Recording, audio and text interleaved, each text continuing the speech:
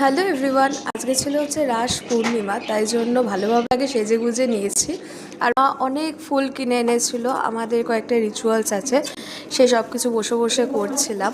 প্রথমে আর কি সব দেবতাকে ফুল দেবো বলে মালা ফালা রেডি করলাম। করে প্রথমে আমার রাধাকৃষ্ণকে মালাটা পরালাম। এনাকে মালা পরানোর একটা প্রচণ্ড ঝামেলা রয়েছে, ওনাকে বুকে বুকে মালা পরাতে হয়।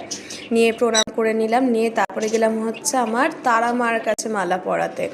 মাকে তো মালাটা পরিয়ে খুব সুন্দর লাগছিলো। নিয়ে আমাদের বাড়ির আসনটাকে সুন্দর করে সাজালাম, আমার শিব বাবাকে ফুল দিলাম। এই হচ্ছে আমাদের পুরো আসন, গোপু বাবা গনু সবাই রয়েছে।